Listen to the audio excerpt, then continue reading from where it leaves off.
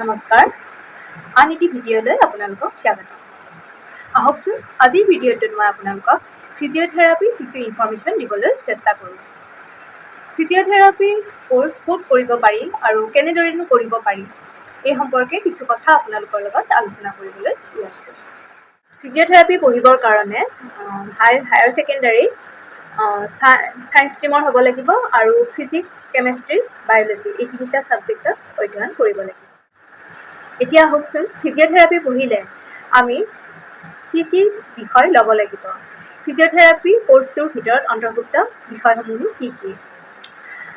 Anatomy, physiology, electrotherapy, exercise therapy, orthopaedic, neurology এই ছয়টা হৈছে মেইন বিষয়। এই ছয়টা বিষয় আমি পঢ়িবই লাগিব। ইয়াৰ উপৰিও কিছুমান আমি ছেমিষ্টাৰ ৱাইজ আন কিছুমান বিষয় পঢ়িব লাগিব, যেনে কম্পিউটাৰ, বায়'কেমিষ্ট্ৰি, মেডিচিন এই বিষয়সমূহ ফিজিঅ'থেৰাপি কোৰ্চৰ অন্তৰ্ভুক্ত হয়। এতিয়া আহকচোন ফিজিঅ'থেৰাপি কোৰ্চটো কৰিলে এজন ষ্টুডেণ্টে কিমান বছৰ কোৰ্চটো কৰিব লাগিব, ফিজিঅ'থেৰাপিৰ ডিউৰেশ্যন কিমান। যদি এজন ষ্টুডেণ্টে ফিজিঅ'থেৰাপিৰ ওপৰত ডিপ্ল'মা কোৰ্চ কৰিব খোজে অৰ্থাৎ DPT, তেতিয়াহ'লে তেওঁ 2 বা 3 বছৰ কোৰ্চটো কৰিব লাগিব। যদি তেওঁ বেচেলৰ ডিগ্ৰী কৰিব খোজে BPT, তেতিয়াহ'লে 4 বছৰ কোৰ্চটো কৰিব লাগিব আৰু 6 মাহ ইণ্টাৰ্ণশ্বিপ কৰিব লাগিব। এই 6 মাহ ইণ্টাৰ্ণশ্বিপ তেওঁ কিছুমান হস্পিটেলত গৈ কৰিব লাগিব। সেইটো কলেজে ঠিক কৰি দিয়ে, নাইবা নিজাকেও কৰিব পাৰি। আৰু যদি ফিজিঅ'থেৰাপি BPT ডিগ্ৰী কৰাৰ পিছত মাষ্টাৰ ডিগ্ৰী ল'ব বিচাৰে ফিজিঅ'থেৰাপিৰ ওপৰত, তেতিয়াহ'লে তেওঁ 2 বছৰ MPT কৰিব লাগিব। আৰু তেওঁ যদি ফিজিঅ'থেৰাপিৰ ওপৰত ৰিচাৰ্চ কৰিব বিচাৰে ষ্টুডেণ্টজনে, তেতিয়াহ'লে আফটাৰ মাষ্টাৰ ডিগ্ৰী কমপ্লিট হোৱাৰ পিছত তেওঁ ৰিচাৰ্চ কৰি ডক্টৰেট ডিগ্ৰী ল'ব পাৰে। College of physiotherapy and medical science এই কলেজখন পূৰ্বাঞ্চল এডুকেশ্যনেল ৱেলফেয়াৰ ছ'চাইটিৰ অন্তৰ্ভুক্ত হয়। এই কলেজখন স্থাপিত হৈছিল 2003 চনত আৰু ই গুৱাহাটীৰ নাৰেংগী ৰোডত অৱস্থিত। কাজিৰঙা ইউনিভাৰ্চিটি এই কলেজখন 2012 চনত স্থাপিত হৈছিল। এইখন কাজিৰঙাত অৱস্থিত। NEF college of health Science এইখন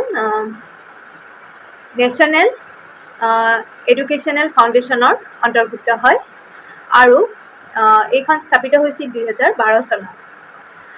শ্ৰীমন্ত শংকৰদেৱ ইউনিভাৰ্চিটিৰ দ্বাৰা এইখন এফিলিয়েটেড হয় আৰু এইখন গুৱাহাটীৰ লখৰাত অৱস্থিত।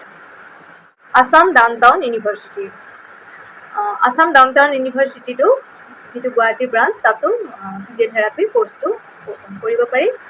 এইটো 2010 চনৰ পৰা ইয়াত ফিজিঅ'থেৰাপি কোৰ্চ আৰম্ভ হৈছে আৰু এই ইউনিভাৰ্চিটিখন গুৱাহাটীৰ পানীগাঁৱত অৱস্থিত।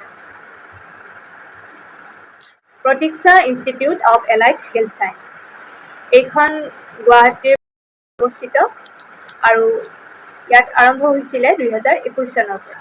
College of physiotherapy and health Science এইখন আদিত্য ডায়েগনচিছ এণ্ড হস্পিটেলৰ ইয়াৰ ক্লাছসমূহ হয়। এইখন ডিব্ৰুগড়ত অৱস্থিত আৰু এইখন স্থাপিত হৈছিল 2017 চনৰ পৰা। ইয়াৰোপৰি 3খন গভমেণ্ট কলেজতো ফিজিঅ'থেৰাপি কোৰ্চটো আছে। তাৰ ভিতৰত এখন হৈছে Guwahati medical college and hospital. ইয়াত ফিজিঅ'থেৰাপি কোৰ্চ আৰম্ভ হৈছে 2013 চনৰ পৰা আৰু ইয়াত ষ্টেট লেভেল কিছুমান প্ৰক্ৰিয়াৰ দ্বাৰা ইয়াত এডমিশ্যন প্ৰক্ৰিয়া আৰম্ভ হয়। Assam medical college and hospital ইয়াত ফিজিঅ'থেৰাপি কোৰ্চ আৰম্ভ হৈছে 2017 চনৰ পৰা আৰম্ভ হৈছে। Assam medical college and hospital আমি চবেই জানো এইখন ডিব্ৰুগড়ত অৱস্থিত। ছায়েন্স কলেজ কোকৰাঝাৰ এই কলেজখন স্থাপিত হৈছে 2011 চনত আৰু ইয়াত ফিজিঅ'থেৰাপি কোৰ্চ আৰম্ভ হৈছে 2016 চনৰ পৰা। আহকচোন ফিজিঅ'থেৰাপি কমপ্লিট কৰাৰ পিছত কেৰিয়াৰ স্পট কি আছে। এজন ছাত্ৰই ফিজিঅ'থেৰাপি কোৰ্চটো কমপ্লিট কৰাৰ পিছত তেওঁনো কেনেদৰে কাম কৰিব পাৰে। প্ৰথম তেওঁ গভমেণ্ট চাকৰিৰ কাৰণে এপ্লাই কৰিব পাৰে। ছেকেণ্ডত তেওঁ ৰিহেবিলিটেশ্যন চেণ্টাৰত কাম কৰিব পাৰে। ৰিহেবিলিটেশ্যন চেণ্টাৰ মানে যেতিয়া মানুহ এজনৰ মুভমেণ্ট ক্ষমতা নাইকিয়া কমি যায় বা শৰীৰৰ কোনো অংগ ইনএক্টিভ টাইপ হৈ যায়, তেতিয়া ৰিহেব চেণ্টাৰত গৈ তেওঁক ফিজিঅ'থেৰাপিৰ দ্বাৰা এক্টিভ কৰি পুনৰ আগৰ নিচিনা এটা জীৱন যাপন কৰিবৰ কাৰণে সক্ষম কৰি তোলে। তো সেই ৰিহেব চেণ্টাৰত ফিজিঅ'থেৰাপি কমপ্লিট কৰাৰ পিছত কাম কৰিব পৰাৰ সুযোগ আছে। তাৰপিছত তেওঁ কোনো প্ৰাইভেট ক্লিনিকত কাম কৰিব পাৰে, প্ৰাইভেট হস্পিটেলত কাম কৰিব পাৰে, আৰু এটা ভাল কেৰিয়াৰ অপশ্যন আছে, সেইটো কিছুমান ডাঙৰ ডাঙৰ খেলত স্পৰ্টছ ফিজিঅ'থেৰাপিষ্ট ৰাখি থয়। তো তাতো ফিজিঅ'থেৰাপি হিচাপে কাম কৰিব পাৰি। আৰু নাইবা এটা অপশ্যন আছে, সেইটো হৈছে home visitor option. Home visit মানে কি, কিছুমান পেচেণ্টে আপোনাৰ ক্লিনিকলৈ আহিব নোৱাৰে, তেওঁলোক ফিজিকেলি আনএবল হৈছে, খোজকাঢ়িবলৈ বা গাড়ীত উঠি আহিবলৈও আনএবল হয়। তো তেনেকুৱা পেচেণ্টৰ সুবিধাৰ্থে ফিজিঅ'থেৰাপিষ্টে কেতিয়াবা গৈ হোম ভিজিটো কৰিব লগা হয় পেচেণ্টৰ সুবিধাৰ অৰ্থে। তো এইটো এটা ভাল অপশ্যন হয়। তেতিয়াহ'লে আজিৰ ভিডিঅ'টোত মই যিখিনি পাৰোঁ ফিজিঅ'থেৰাপি সম্পৰ্কে আপোনালোকক কিছু ইনফৰ্মেশ্যন দিবলৈ চেষ্টা কৰিছোঁ। যদি মোৰ ভিডিঅ'টো ভাল লাগিছে তেতিয়াহ'লে ভিডিঅ'টো লাইক কমেণ্ট কৰিব আৰু শ্বেয়াৰ কৰি দিব, আৰু লগতে মোৰ চেনেলটো ছাবস্ক্ৰাইব কৰিব বুলি আশা ৰাখিলোঁ। নমস্কাৰ।